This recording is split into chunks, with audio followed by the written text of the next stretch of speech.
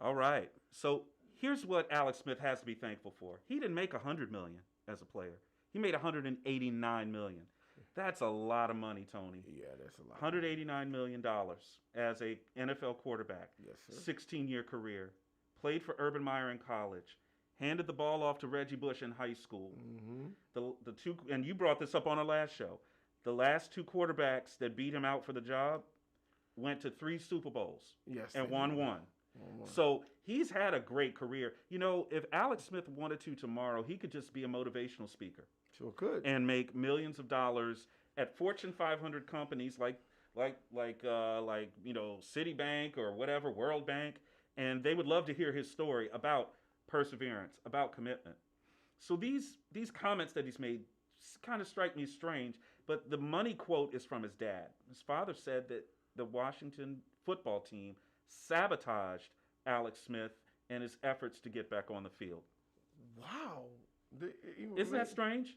Yeah, now I'm gonna come in defense of the Washington football team on this. Hey, somebody clip that. I'm Let's gonna clip that. defense Cody, clip that. because that's not right. I mean, you don't do it.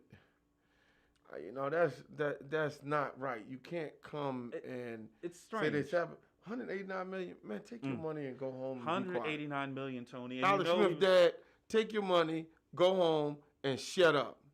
Well, listen, I won't tell the man to shut up, but I will say this: take your 189 million. And by the way, I tell you what, I take the 189 million. You could tell me to shut listen, up. you got a beautiful house. You got a beautiful house, houses, beautiful wife, house full of kids. Man, go out there and throw the football with them jokers, man. Yeah, you know what I'm saying? That's what I'd be doing. Man, football be last thing on my mind. Last thing on my mind with 189 million in the bank. Yeah, what you talking about? And you know Alex Smith was good with his money. He wasn't out here buying a bunch of cars and a bunch of houses. You know, he was doing his portions, man. I mean, that's just kind of who Alex Smith is. Alex Smith should be grateful right now. And he's going to end up being, if he kept wants to his be leg. a GM, he kept his leg. he's going to be wearing long pants forever, bro. His leg looks terrible. His leg looks awful. 189 million. And that ain't worth 189 million. I don't have 189 million. My leg looks better than his. I'll take what I got. I don't need 180. Oh, here goes Tony. I changed that leg for that 189 million. Oh, for real? You be out there limping? Daggone right. This fool's out there with worse legs than that ain't making no money. So, that's the thing that I dislike about this market, and and sometimes I think it's unfair. Now, we've seen our fair share of what I call Snyder bombs, where Dan Snyder and his football team will do something, and then the national media gets a hold of it, and just literally, I won't say blows it out of proportion, but just takes it to such a hyperbolic level that some of the stuff just probably either couldn't happen or didn't happen, or then you're waiting for this big payoff, and then you find out, oh, well, there was a secretary that was upset about something. She was paid a settlement and she left. I was looking for something salacious. What I've been sold is, cheerleaders getting harassed on the yacht or something. Some of this stuff just didn't happen. Man. And I'm not even a WFT fan. I almost feel bad for Dan Snyder. And it's, oh God, I can't believe I said that. Yeah, I almost kind of feel bad for them, except my Cowboy stuff still gonna come through because now I feel it. The draft is coming, then the schedule. I have to kind of sum up for the show. I'm a Cowboy fan. Now forget listen, I hope they keep messing. You hope they keep. So, Alex Smith has actually gotten some nibbles from other teams. Houston has inquired, but Houston asked him to sign a waiver on that leg because Houston is saying that. Well, listen, if this is something I was talking with Cody in pre-production. I do not want to turn on my TV and see somebody lose a leg on TV. I know football is about physicality. It's a physical sport. People get hurt. But I don't want to see a man lose his leg on TV. I don't want to see that. You making my leg hurt just thinking about this. You think so? Daggone right. Sometimes I've been hit down there. No. I mean, Tony, did you even wear knee pads? Yeah, we wore them. You didn't wear them knee pads? We wore them things, and they were whatever. It was like this thick. Yeah, they weren't nothing. Somebody put them pads into you. Somebody put those pads into you. Yeah. I mean, you got a sprained knee, right? Hey, man, that injury like that, that just, ugh. So you guys are going to love this. This is just a side note. I didn't tell Tony this, but this is funny. I was watching a UVA Virginia Tech football game. This is years before I met Big Tony. and there was a cut to a commercial, and the camera came across, and I mean Virginia Tech was just kicking UVA's ass. What was it, like 36-0? Y'all was beating us down, man. And there's a picture of Big Tony. He's sitting there looking at the camera. He's smirking at the camera like, we killing these dudes. We was pounding them. Y'all was getting us, man. November 24th, 1990. See, here you go, right? See, I remember the day. Tony remembers that. Yeah. So, we've talked about Alex Smith already. Let's move on to our next topic, the Justin Fields news. Justin Fields has informed NFL teams interested in him in the draft that he has epilepsy and that he has been dealing with it. And we're going to get into that in a second. But first of all, let's talk about this. The young man has epilepsy. He's one of the best high school quarterbacks in the country. He was one of the best college quarterbacks in the country. And he's one of the top draft prospects in the NFL. And he has epilepsy. He's able to do that. Now, I don't understand the medical behind it, but a collision sport and somebody with epilepsy probably has to have team neurologists, specialists, really kind of concerned from a draft standpoint. But you mentioned something to me earlier. You think this might push him down the board a little. Yeah, this is really going to may push him down if we were talking about, being that second, third, or fourth, fifth quarterback. Hey, this may work out to him because he may go to a better team. He might go to a better team, but the key is, and we've learned this from the Dwayne Haskins situation, he's going to go to a team that wants him. Yep. I think that's even more important than how good the team is. If the team is like, hey, this is our guy, we're going to give him a year, 2 years to really get his feet under him. We're not going to throw him into the fire. But Atlanta has got to be sitting there. If he's there when Atlanta picks, you almost have to take him. I think you take him. I think the perfect team for him, if he drops, be the Bears. Ooh, that'll make someone happy. I think we have one Bears fan that watches the show, I think she might be happy with that. I think the Bears would come back because they got a good defense, they got a good thing. I think it would be the Bears, but we have to say something. Him having a disability like that, he could be an inspiration for others who are out here who are struggling through this, and so that's a good thing. Okay. That could be a good thing. I mean, sometimes you have to look at it that way and say that can be a good thing. And it may be somebody who's 10 years old and he's looking and he hears this information and he was thinking about quitting, but he's not going to quit now because his heroes in the NFL and you see him every Sunday. Well, you talk about it all the time. I think we found out what possibly his foundation could be. Yes. Could be something for epilepsy research, treatment. And I mean, I think you're right. I mean, you've made a good segue into something that could turn out good from this. Good. If he drops a couple of slots, okay, so what? I mean, I feel bad for him. I mean, I feel like he's earned the right to be the second quarterback taken or the second or third pick, but it doesn't look like that's going to happen. Technically, he outplayed the first quarterback in every level. I thought he played so well this year. I didn't think he could be this good. I really didn't. And like you said, under a tough situation with COVID, the lack of practice, there was a couple of games. There was the Indiana game and the Northwestern game where maybe he didn't play so great. And he played against an Alabama team that was an all-time great team. Might be that Alabama team that they lost to in the championship game. It might be the greatest team. It might be the greatest college football team that's ever played. I don't know. Which one you think? Who's better? 2001 Miami. 2001 Miami? Yes. You think so? That was better? Man, you don't even want to start naming the play. Matter of fact, they just got two. Jeremy Shockey, Kellen Winslow. We just on the tight ends. The running backs, we can go 5 deep. McGahee.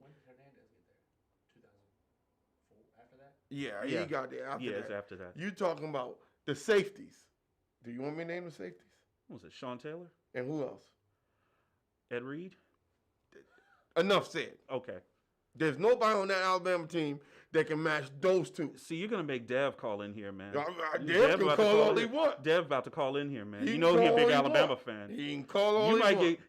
If Kevin Gibbs is watching, my boy from St. John's, Kevin Gibbs is a big Alabama fan. Pull up that 2001 Alabama That roster was nasty. I mean, the Miami roster, and then go to Alabama 2020. Well, we don't know. Close. Well, Ed Reed was so good in college that I barely remember him. He was so good. And I mean, He was in and out of college so fast. It just seemed like a blur, and bam, he's in the league. Yeah. And he was dominating, right? And the thing about those Miami teams, they did it without good quarterbacks. Dorsey and them wasn't. But Dorsey won a bunch of games. I mean, Yeah, but you look at consecutive games won. Dorsey is up there. He wasn't picked to be like Mac Jones, who's supposed to be first round. Hey, look, They did it without all that. Skinny Testaverde did his job, baby. Yeah. That's what they used to call him, Skinny Testaverde. Hey, man, I'm telling you, that Miami team was so deep.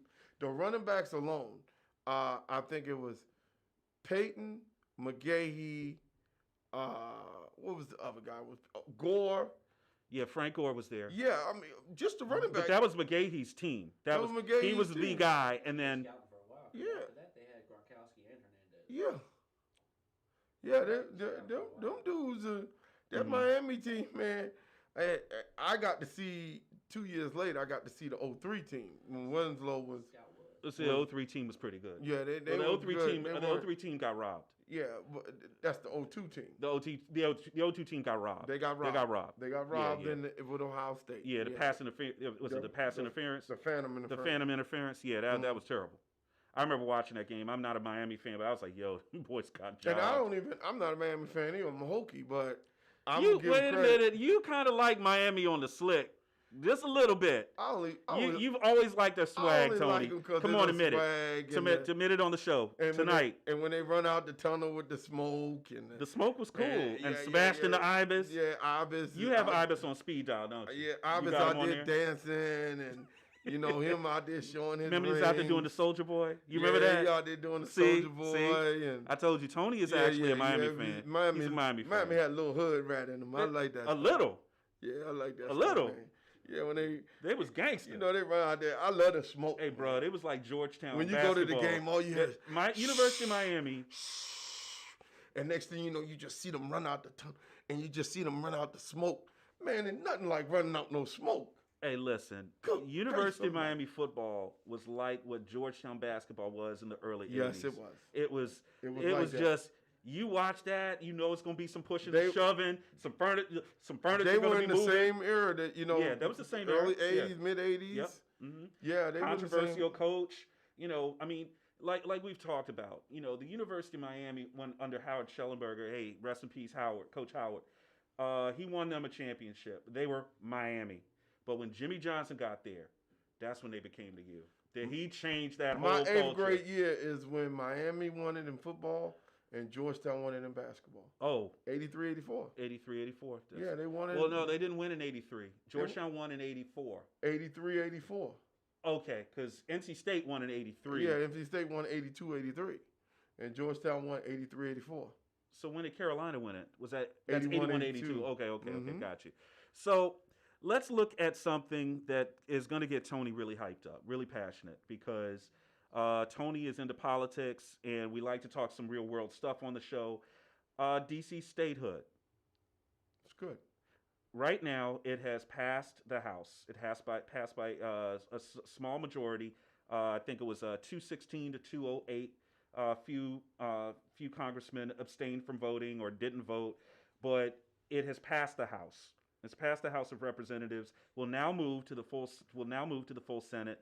For potential approval for the District of Columbia to become the 51st state in the Union.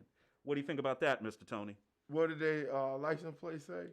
No taxation without representation. That's just part of democracy. You think so? Yeah, that's simple. Whether they were a Democrat or a Republican state, however you want, you can't tax people if you don't have representation. I want to see this pass, and I don't say that just because I'm a DC native. Walter Reed Hospital, folks. I want to see this pass just in the interest of justice. I think it's the right thing to do. Those people deserve to have a representative to represent voting representatives, to represent what they feel, and when they pay money too. They pay taxes. They pay taxes like everybody else. If they want to go back and do it, say if you're a DC resident, you don't have to pay taxes. Mm-hmm. Well, if you ain't gonna get no representation, well, you know that ain't gonna happen. you know that ain't. You gonna know that happen. not this expensive No, land that no, sir. DC is on. Everybody be living up in DC. Sure, DC be looking like Shanghai. You silly. Yeah, it be look like Beijing in DC. It be so crowded up in there, everybody living there. Now it's a long way down the road, but can you imagine if the Senate ties at 50 votes apiece? Yeah, it goes to the VP. It goes to the Vice President of the United States. Went to Howard University. Went to Howard University. Pledged AKA. Can you imagine? Because she's going to have to do it. She's going to have to vote for that to pass. Now, is this one a straight 50-50 vote? Is this doesn't have to be a majority? No, it's a simple majority. It's a simple majority. Simple majority, right? Yes. So, wow. The only time you would need it to be more than the 50 or 51 votes would be if the president vetoes it. Yeah, and he sends it back. If let's say if Trump were in office, don't boo me, everyone. But let's say Trump were in office and this passed the Senate. Yeah, it hits his desk. He can veto it. Yeah. It would go back to the Senate, and it would have to be a two-thirds majority, right? Two-thirds majority.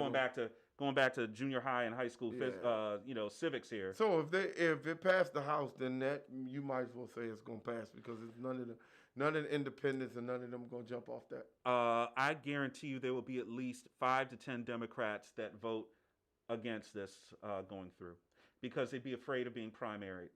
That's what they're afraid of.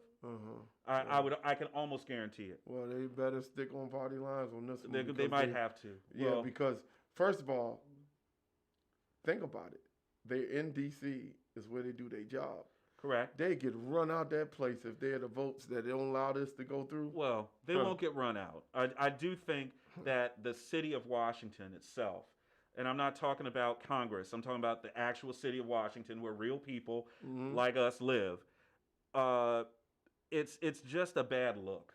It's just a bad look. Yeah. Now, some people look at it from the racial angle. Okay, the District of Columbia is, I believe, now 46% black. That's all my life it was Chocolate City was like 70%, right? Yeah. It's not Chocolate City now. It's like but you know, DC, it's like a caramel. It's like a caramel with a little hazelnut swirl, little vanilla. All my people that keep talking about gentrification and all that other stuff, good, because you need to be more diverse as a city. Diversity is good. DC is pretty diverse now as it is. It's pretty diverse now, and diversity is good. See, people, you have to understand, people are fighting against, equality and diversity. I see them fighting against equality and diversity. And I like all types of people, man. We need to have a rainbow of people, of religions and everything else. I don't care which way they vote, man. You need to be able to, like you went to college, different nationalities. You had a UVA, we had a Virginia Tech. Oh, yeah. We learned a lot in college, learned a lot getting out of this area, coming from D.C., then moving to Bladensburg, and then going to Blacksburg. Mm-hmm. So I went from inner city to a suburb in Bladensburg to a rural area in Blacksburg. I lived in all of it. See, I've only been to Blacksburg one time. Ooh. I was dating a girl down there, so I didn't go outside very much. But it didn't look like a lot of fun out there, T. No, it's a great place. It's a great place. It's a great place. It's a great place. The students are great. Some of the local townies are okay. What I don't like about Blacksburg is that they still had some of that racist crap with them down there. And I was like, man, why? When you see all these people around. All these different, I just tell people, we have to make it simple. If people say, oh, you're on a sports show, you're too big in politics. No, it's not politics. No, just be real. This is real. There's a couple things. Can't be racist, sexist, or homophobic. That's an easy life. Your parents should have taught you those three. Mm-hmm. If you wanted those three and something wrong with you. Mm-hmm. That's not political. How do we make that political? It's simple. Tony forgot to wear the pink pussy hat today. Oh yeah, I remember him. You should have worn that. Yeah, I love it because I was the women's march. We need to get more lady fans for the show. Hey guys, hit that like button, ladies. Guys, hit that like button. If you really want to be out there, hit the like button. It's down here. Where's it at? Down there. It's down here somewhere. Hey, it's all down through here. Guys, if you really want to be right, you go to the women's march. You won't be single no more. Is that how that works? Man, it's a lot of girls. I can meet women. I can meet women folk there. Man, you know what I mean? Wait a minute. See, this is like when I was at UVA and I took a women's studies class. But when I got there, it wasn't about the things I thought it was about, so I dropped it. I was like, wait a minute, this ain't what I thought it was about. This said it was women. Hey, what is this? Women's studies? Because I like to study women. Man, this ain't what I thought it was. You know, you think about it. I think we just lost our 5 female fans. Sorry, ladies. Hey, hit the subscribe button. Hey, look, I'm just being real with this thing. I saw a guy sitting out there trying to match. Oh. Now, I'm about the issues. Now, because I understand, my mom was one of the first African-American women to drive Metro when it was called DC Transit. Seriously? Yeah, so my mom was one of the first ones, so we had to deal with all that stuff. Mary don't drive the bus. Yeah, she drove the big one? Yeah. What? Yeah, then she drove the subway train and all that other stuff. You're kidding. Yeah, so, I've been dealing with all that stuff with, women can't do this, women, that's, BS to me. So, DC, I love DC. Because, I used to ride in the back of the reason why I'm so good with people now is because my mom didn't have a babysitter. She put me on the back of the bus with her when Get out of here. Work. I sit back there and talk to everybody that came on the bus. You be talking to people on the bus, too. I came to talk to all of them on the bus. They'd be like, what's this little boy doing on the bus? And like my mom driving. And I said, my mom up there. Yep. So, no, it's, I don't know. I was lucky. I was raised the correct way. When I say that, not being arrogant, is raised the correct way of taught the correct values. You not racist, you're not sexist, not homophobic. Mm-hmm. Most people don't know this. I was named after a gay man. A gay man named me. Mm-hmm. And I never knew he was gay when he died of AIDS in 92. And the thing is, he never told me. And when he passed away, those are things that now, when because then people aren't coming out the closet. So now I make sure that, people come out the closet. Man, you need to really accept that because he died without us ever even having to talk about all that. Was trying to hide. But when I think about the memories, when I see these movies, Studio 54 and all that, he was going to, he lived in New York. He was a professor at NYU. He was coming home with all the stuff before it would hit the radio. All the little, the little records. And I was one of the first ones to hear I Will Survive, Gloria Gaynor and all that. They used to go to Studio 54 all the time and bring them all that stuff. Oh, that's cool, man. If I could go, I wish I had his photo album. He had pictures from all in Studio 54 back in the 70s. Yeah, it was unbelievable time in New York City. Wow, that's crazy, man. That's wild, man. Yep. So, I've had, a very diverse life of talking to different people, being around different people. When I go down to BLM Plaza, I make sure that I talk to all different people because you need to, you got people from Wyoming, Tennessee, Nebraska. You need to, that's great. That's why America is so great is because we are the real melting pot. And it's a good country and people who live in the district need to have representation. And if you're going to tax them, make sure they got representation. I think what's interesting about this whole, and I won't even call it a debate because I think DC statehood should be passed. But, the discussion now on the Senate floor is going to be what the balance of power is going to be. They will say, what detractors to the DC statehood movement will say that there's nothing that says that DC was supposed to be a state. But here's the thing. There's a lot of states that are actual states now that weren't supposed to be states. Massachusetts used to be one big, gigantic state. It was most of the Northeast. They cut it into these different states because it would make the balance of power as far as balancing out between free states and slave states. That's the whole reason you have places like Rhode Island, Connecticut, places like that. Pennsylvania is a different story. Pennsylvania was like William Penn's backyard, so they just basically gave that joker a whole state. But most of the Northeast was all Massachusetts. Yeah. That's pretty much what it was. So Massachusetts, Vermont, New Hampshire, all of that stuff was just Massachusetts. Kind of like in Prince George's County, Tony, when everything used to be all Upper Marlboro. Yeah, everything used to be. Everything was Upper Marlboro. There was no Lake Arbor. There was no Kettering. Yeah. There was no Mitchellville. Because I would meet a girl and she'd be like, "I'm from Mitchellville." I'm like, "Where's that?" Where's that? And she's like, "Oh, it's near Upper Marlboro." I'm like, "No, baby, that is Upper Marlboro." That is Upper Marlboro. Like, I'm just saying. I mean, Yeah. But it's all nomenclature. But again, to the topic, it's going to be interesting to see how the GOP, how the Republican Party handles this. They don't want another Democratic state. That's the problem. Another Democratic state coming into the union changes the balance of power. In their opinion, I don't really think it does, because there are enough states that are purple that if you're the GOP, if you want to try to turn Georgia back red again, it's probably could happen, it might happen, but it's not permanent. It's not going to stay. Georgia is not going to stay permanently blue. Well, let me tell you something. The 30 and under crowd, right now, if they don't get off of what they're doing, the 30 and under crowd is going to turn everything purple and blue, because the 30 and under crowd isn't racist, they aren't sexist, and they aren't homophobic. And these are the people who are going to be voting for the next 10, 15, 20 years. Oh, they're going to be voting for the next 30. If you don't find a way to get to them, you're going to lose the big dog, which is Texas. Now, well, you're going to lose all now, that. But you have to. Listen. Let's not get it mixed up. Because you're a Democrat, don't mean you're not racist, sexist, or homophobic. Correct. But what is happening is, who controls the narrative on social media? Mm-hmm. Don't come across those 30 and under crew. Mm-hmm. The election last year was won on May 25th when George Floyd went under that knee. Mm-hmm. When he was down there dying and people picked a side. Now that generation had nothing. We talk so much trash about it. All they do is play video games, live in their mom's basement.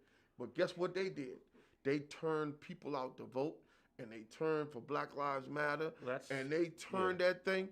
And if I were a Republican then, Abrams in Georgia. If I was a Republican then, I would have taken my people and said, no, this is not a political thing. We're all together with them. And I would have been grabbing them and marching with the 30 and under. See, what you did is you put a line here. Right. And when you put that line here, them 30 and under said, no, because I got black friends. Matter of fact, I listen to black music. I got gay friends. I got Hispanic friends. I'm not going to be over here with you. And then they turned all those people out to vote. Here's a big thing. The people who are registering to vote, 76% of the new registered people to vote are registered non-Republican. That's got to be concerning. That should be concerning for the GOP from that standpoint. But just like you said, just the age. Getting people under the age of 25. It's that line is at 25. Getting people under the age of 25 to vote. So you're eligible to vote at 18, right? Yeah. So, at that point, that is a good chunk of a lot of young people coming up in this country. So, making sure that they have the things that they need, that they're going to start having a lobby to vote for. Mm-hmm. They're going to start having platforms that they want to vote for. Yep. Where if you are sitting in Congress, where you're somebody like, Alexandria Ocasio-Sanchez, where you're sitting up at the top and you're in the progressive movement, where you're going to basically, the strength of a progressive movement comes from young people. Yeah. Comes from young people and working people. That's where it comes from. That was the traditional. If the Democrats, if you're not careful, you will become the Republicans. Mm-hmm. And the progressives, Bernie and AOC and all them will be one side. And then Hogan and Kasich and Biden, those Democrats will be considered the Republicans. Correct. And it's going to be cut. Ocasio-Cortez. But the Republicans Ocasio-Cortez is saying that. It's basically, that's where the delineation. But the Republicans now. The Democratic Party can split just as easily as the GOP. Yeah, it can split. It can split. And that's where the split is. It's between the progressives and what they call the centrists. Everything needs to be split into four. If they want to keep that hard right and all that racist stuff, let them go for it. Yeah. I mean, it's your right to be that way. But the young people ain't gonna go for that. No, they're not. If They're not. So however you fall or whatever. Listen, here's the key. Everybody is fiscally conservative and socially liberal. That's the United States. You think so? Yes. Because you say I'm having a party, ain't nobody gonna be like, well, I gotta go to Bible study, and the Bible said you can't drink, and this and that. The Bible doesn't say you can't drink. Well, the pastor says, as the pastor says you can't drink. The pastor be drinking though. They're gonna be out there socially liberal.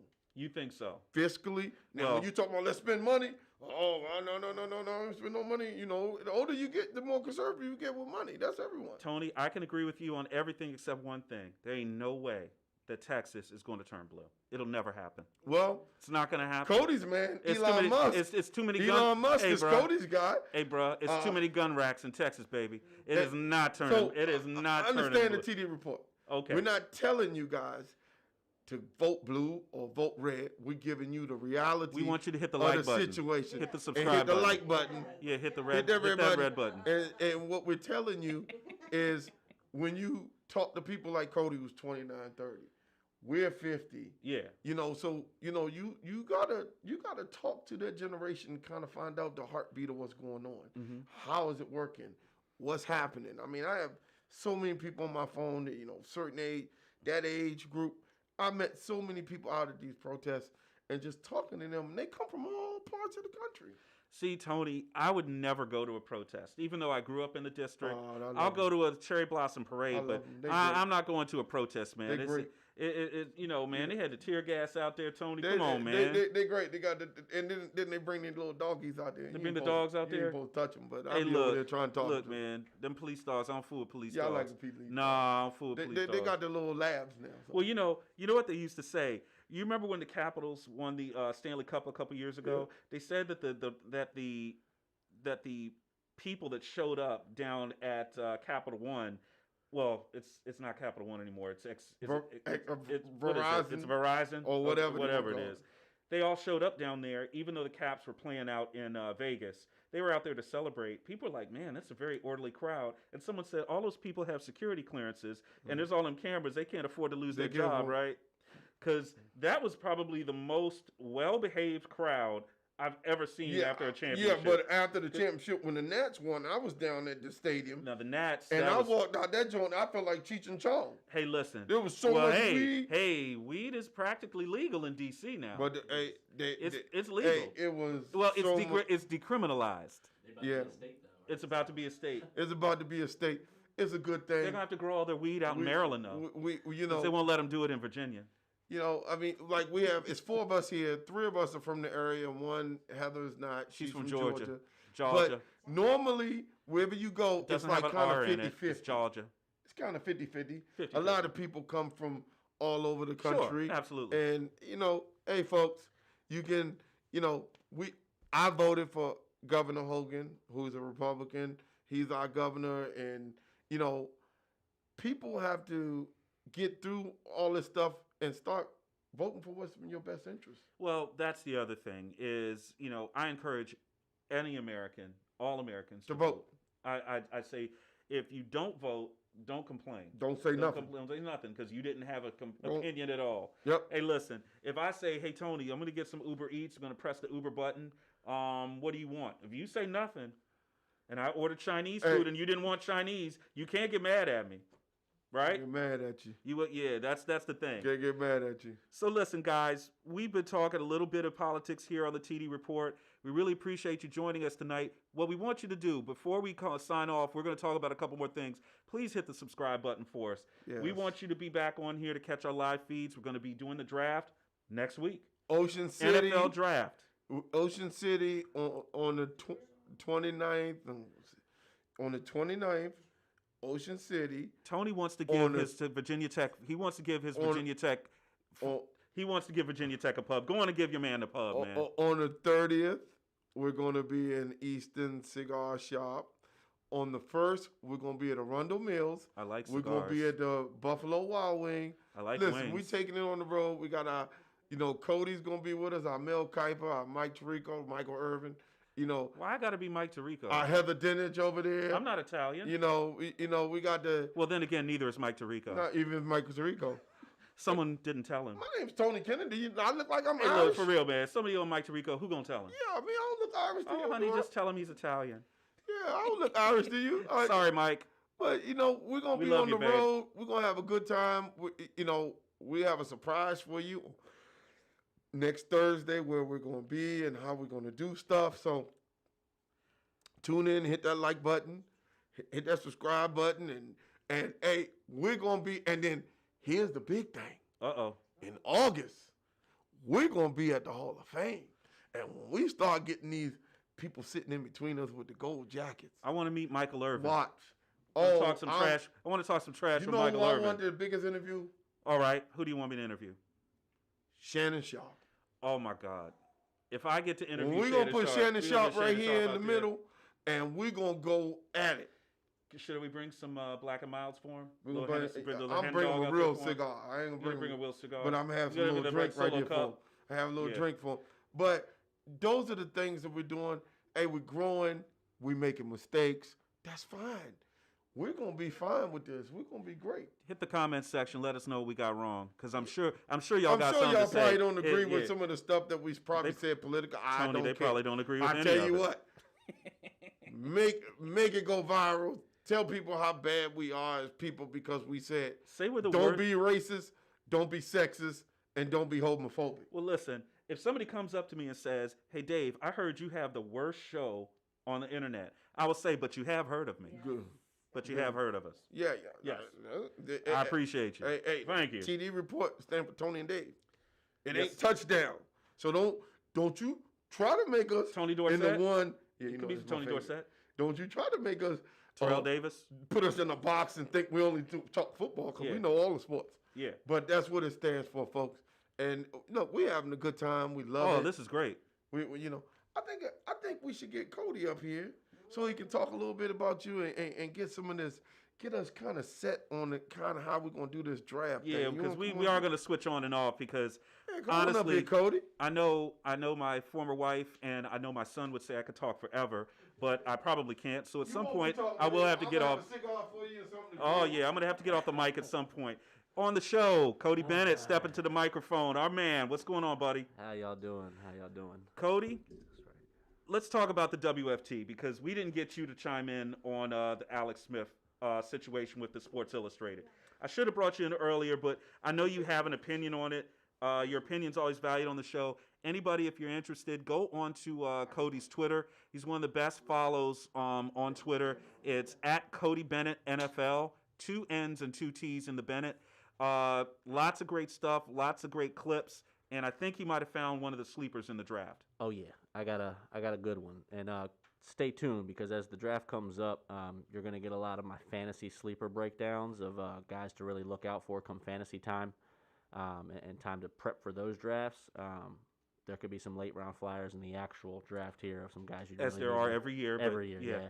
What do you think, as far as breaking down the draft as we handicap it, what do you think are the two things that teams, just as a trend across the league, are looking for? Is it O-line? Is it edge rushers? Well, it looks to me like it's corners. And I think it's a combination of things, and we've touched base on this a couple episodes ago about how it's kind of like a catch-up game every year. Yeah. Last year we got a lot of speed that came in some offenses. Oh, God. Oh, yeah. Speed kills. And this year we're going to see the reaction for that. That was the cause. Here's the reaction. We're going to get a lot of edge guys coming out to try to get to these quarterbacks faster because the speed in this offense nowadays is plays are happening like this. Mm-hmm. And you need to get to that quarterback a lot quicker than what you used to. And the best way to put it, I would say, is freaks of nature. Coming out of the draft this year off the edge. Just last year, Chase Young. Come on. Him alone, yeah. But if you look at it this year, this is an extremely deep edge rusher draft. Mm-hmm. Guys who can really get around a line and can get to these quarterbacks, and can really fill these holes. And that's big. Is there a generational talent in this draft at any position? Would you say it's Kyle? Would you say it's Pitts? I would say Pitts. You look at this guy. and it's incredible. I mean, I forget what the stat was, but it was something like 91% of all of his passes that he caught last year were passes for a touchdown on first down. That's incredible. So it's something, and it's like don't quote me on that. Slot. Put a Take point a look in the back slot, at the last episode. You got a touchdown. You know, I mean, you need a first down, or on first down, you need a touchdown. You throw it to Kyle Pitts, and essentially 9 times out of 10, you got your touchdown. And that's what he did, statistically proven, through his career. And I think coming into the league with his size and measurables and the speed that he's got, it'll translate very easily to the league. He'll be a tight end that we hear his name for a very long time. Where does he sit? He's about 6'4". You know, I think you might have it. I might have him on here on the sheet. Yeah, I don't have my notes with me, but let's see here. Yeah, I think he's 6'6". Like, I could be wrong on that. Where'd you have him going? Picks right on the next page. Should be right on the next page. Oh my God, 6'6", 240. 6'6", 240. I knew he was 6'6", 240. He doesn't look a pound over 2. He looks 220. I want to say he ran like a, what was it, a 4.49, or it might even, was it 4.39?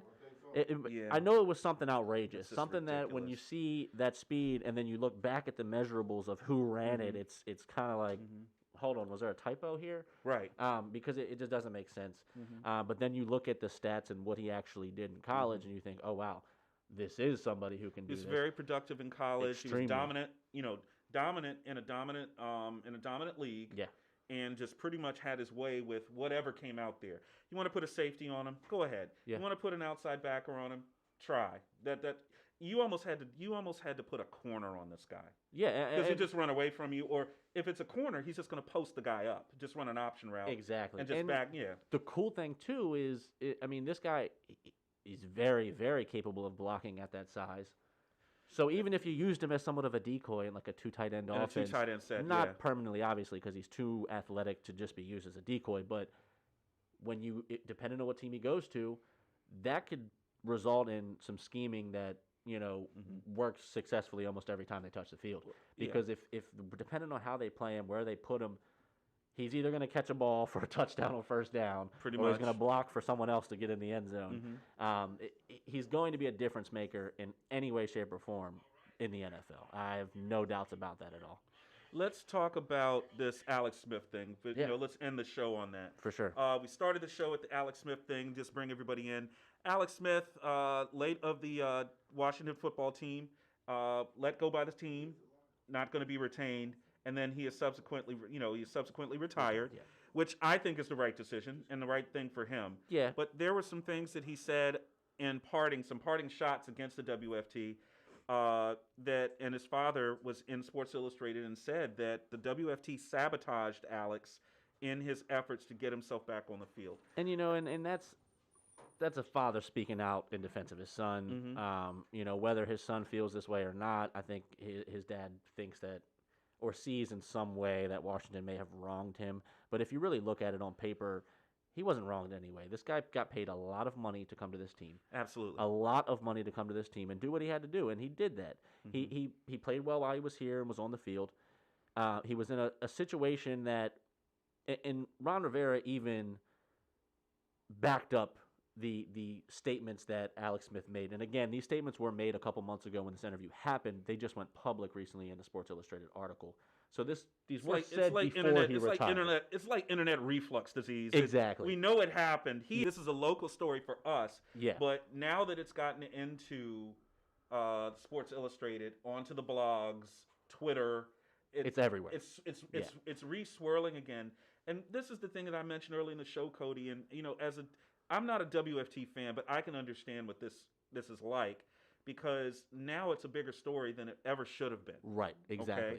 Well, and like I was saying, I like the fact that Rivera was asked about these and didn't shy away from the question he was asked. I mean, Rivera's pretty much he's going to tell you how it is, regardless whether you like it or not. He'll tell you how it is. Right. And when he was asked about the comments, I mean, he made it plain as day. And basically, in what he said, to reiterate in how he said it, was, it would have made no sense for not just Washington, but for any team at all, to bank on Alex Smith returning as their franchise quarterback after an injury as horrific as he had. It was a long shot that he was even able to walk. It was a long shot that he was even going to keep his leg. So for a franchise, in a business standpoint, and a coach in his first year in a new franchise, to have to, I guess because of the money they paid him, to have to bank on him being the franchise quarterback, that makes no sense. And he has no GM. No GM. It's a horrible business decision. So what you do is you look towards the future. Rivera's already, at this point in time, already building for a new team in the future, already completely changing the face of the culture in Washington. Mm-hmm. So it wouldn't make sense, and again, not just for Washington, but for any team, any franchise, to have banked on a player after an injury like that, to have banked on them to return at all, and let alone carry the team for the future after that. That's just absurd. You look at other options, you look at who you have and where you can go from there, not how we can backtrack to get him in. Well, honestly, if you're an NFL team, you're running a business, you're running a franchise. Exactly. You don't want to be the team that puts somebody in harm's way that can't protect themselves or could potentially sustain another injury that could be even more deadly than the first one. We've learned that the hard way. And I'll say it again on this show. I don't want to turn the TV on. I didn't want to turn the TV on that day and see Alex Smith get hurt. No. I'm not a Redskins fan, a WFT fan. I'm not. I didn't want to see that happen. I mean, you brought it up early with that Aaron Donald hit. And Aaron Donald, when he came in that game, Aaron Donald, the very first play, literally put all of his weight on Alex Smith's back. And Alex Smith carried him before he put him to the ground. And I sat there and held my breath for a When Aaron Donald hit that guy, I wasn't with you guys that day. I was watching it at home. And honestly, I was like, please don't let this guy I stood there like, for him, it was a regular hit. He got up. Oh, yeah. He stood up, bounced up, no problem, went right back to it. I believe he actually ran the ball the next play for 3 yards. Oh, my God. And literally the whole 2 drives of that, I was turning blue because of how much I was holding my breath. We use the term in football as a blood sport or a war, or this guy's a warrior or whatever. Yeah. But at this point, you got to let this soldier go home. Yeah. And he should want to be the one that walks off. Now, he was able to do something that Joe Theismann wasn't. Exactly. He was able to end his career on his own terms. And maybe that's what we're seeing here, some of the feelings that are coming from the Alex Smith camp. Now, I will say one person who's really happy he retired. Got to be his wife. Oh, I'm sure. I don't think she wanted. I think she supported him. Honey, it's great. I guarantee you, in her heart of hearts, she was like, I just don't want to see something happen to my husband. I like to say that, and off first impulse, I agree. But then you look back at the videos of how happy his family was of his progress trying to get back on the field, and how excited they were when he got his first start and came back. And there was a sense of relief too that he wasn't injured. Hey, absolutely. Don't get me wrong. I'm not saying they were watching, scared. Dad's okay. I'm sure they were. Right? I'm sure they were terrified.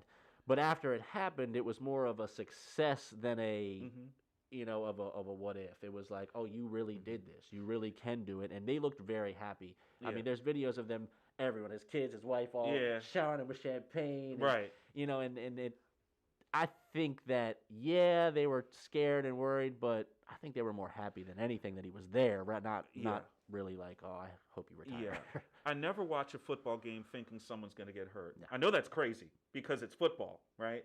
But I never watch a game thinking somebody could possibly get hurt. I just think there's so many individuals, so many collisions that happen on a football field in just one game.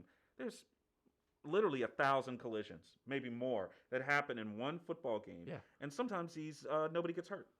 Absolutely. Well, they are hurt because they have to drag their bodies in there. They play on Sunday. Monday's the off day. They come in on Tuesday. They drag their bodies in there. If they didn't take those recovery days and the ice baths and everything else, they wouldn't be okay. Right. Yeah. I just can't imagine the amount of physical stress on a body. And then, of course, these guys also with the off seasons that they have to keep a Kyle Pitts in the physical that he's in. Right. It is not an off. There's no off season. I mean, you might get to go take your girl to the Bahamas for a week, 2 weeks, but you're back at it. You're back eating right again. You're back in the weight room. Training. You're training. If you were injured, you're taking whatever surgery you've got to have and get that over with, and then get your rehab done so that you're ready for camp. Because it's and a guy like Alex Smith can tell any young player or rookie, this is a job. 16 years in the NFL. It's a job. Oh, yeah. And I mean, he's lucky to play that long. Most players, especially quarterbacks, don't have that type of longevity in the league. Average career is like 5 years. Yeah, and so he's very lucky and to have been in the league that long. Like you all said last episode, I think it'll be no time at all before we get news of him transitioning to a front office position. It seems like he was almost kind of groomed for it in the time that he was out with the leg injury, with the amount of time that he was in the box with offensive coordinators and owners and sitting next to Dan Snyder and talking with these guys. It almost seemed like he was being groomed to be a GM or maybe I kind of see more of a player personnel kind of position for him. But I think it'll be no time at all before we get word that he's looking or exploring the options of getting into that. So looking forward to what's going to happen for the WFT, we've got the draft coming up. Right. We are going to do a pre-draft show. We're going to do that on Monday. So I don't want to steal. Yeah. I don't want to steal thunder from you. But what are you tracking right now as far as the WFT or any other large draft prospects or what's out there? So there's one. Well, there's a couple guys that I absolutely love that I know Washington will have no chance at. There's one guy that I'm very hopeful that in some crazy way makes it down to us. In the 2 drafts I've had him going before our pick both times, but I'm a huge fan of Micah Parsons. That guy is an instant starter, instant difference maker. Just somebody who can really do it all. He can be all over the field and be successful in it. Okay. And I would be ecstatic if he fell to that pick. Again, both drafts that I had, it's a long way. It's a long way. And he's one of the best on the board at that position. So I don't think it will happen, but that is my number one hope. Should we say? You would hope, if you're a WFT fan, you would hope that Micah Parsons falls far enough that you guys could get him. And that's the unrealistic, likely one. Because there's others. There's others that are even more far-fetched. Stranger things have happened. Yeah. I mean, we saw what happened to Laramie Tunsil. That was weird. Yeah. I mean, he was supposed to go many picks before he actually did. I mean, in hindsight, I guess it makes sense, but you look at Darius Geis, who was a projected mid-round first pick and went in the second. But that probably went the way it should. Like I said, in hindsight's 2020 always. Right. And I think the biggest gripe with him at the time was immaturity. So, I mean, you look at it, and here we are. But people fall all the time. Yeah. All the time. Micah Parsons, though, is not one that I think Micah Parsons isn't falling. I don't think he goes past the 9th pick. Yeah, I think he gets picked up around pick 6, pick 7. I got him going early. Regardless, he will not make it past the Raiders. No, not because he sounds like a guy that Gruden would like. Yep. Like I said, if he listens to loud rock music, like some old classic rock, that'll probably endear him to his potential new coach if he goes to the. Gruden's probably already making a mixtape for him now. Oh my God, yeah, he probably is. So we're going to call it a show for this edition of the TD Report. Please hit the like and the subscribe button for us. Come back and check us out. We're going to be back on Monday. On Monday, what we're going to do is we're going to basically have a kind of a pre-draft show. We're going to bring in some of our insiders. Big Tony is going to get excited about something because for Big Tony, this is like his Super Bowl. Big Tony hits me up minimum twice a day on the phone. That's it? To talk about this. Well, you're the technical guy. So Tony is hitting me with ideas. Dave, we should do this. Dave, we should do that. So I'm like thinking, I got to up my game, man. Yeah. I got to get my pronunciation guide so I can pronounce all these names right. So I'm going to be ready. On a Monday, again, we're going to do a pre-draft show. We're going to have some of our insiders call in. We had a lot of fun with our New York insider. We had a lot of fun with our WFT insider. We're going to try to get some of those guys together. We're going to talk about their wish list. That's what we want to talk about. We want to talk about who you want. We're still waiting to hear from the Ravens and we're still going to hear from Ravens and Steelers. Okay, Ravens, and by Steelers, the way, we have not heard from our Steelers insider. Where's Mr. Tomlin at? Where's Tomlin. Ed at? Ed Tomlin. We're about to put out an APB for you, brother. Come call us, man. We miss you. We're just gonna mess with you when you call us. We're gonna put you out on the side of a milk carton. We're gonna put you out. We gotta find him. We gotta want a milk carton somewhere. He on a milk carton. But again, hit the like button, hit the subscribe button. If this is the worst show on the internet, tell everybody and tell them to like and subscribe anyway. You can try to Joan on me because guess what? I'm really good with the smoke. I can give it right back to you. So if you want to talk a little mess about me, everyone knows around DC, I'm the petty king. If you want to go there, we can do that. We love y'all. Thank you for liking and subscribing, and thank you for joining us tonight. Absolutely. I'm your host, David Combs. We got Cody Bennett. Cody Bennett on the microphone tonight. Close it out. Over here, baby. Tony, Mr. Tony is behind the camera tonight. Mr. Tony is in production. Remember, everyone, as well, if comment, like, subscribe. But in the description of this video and every live stream is our email as well. So if you have any topics you'd like us to talk about, anything at all that you want to mention, shoot it over to us. We check the email all the time. We're always willing to take in any type of advice or request that you guys have. Hey, and if anybody has an unfunny comment that comes from the show, it didn't come from me. It had to come from Tony or Cody. Okay? I just want to let y'all know because I always got jokes.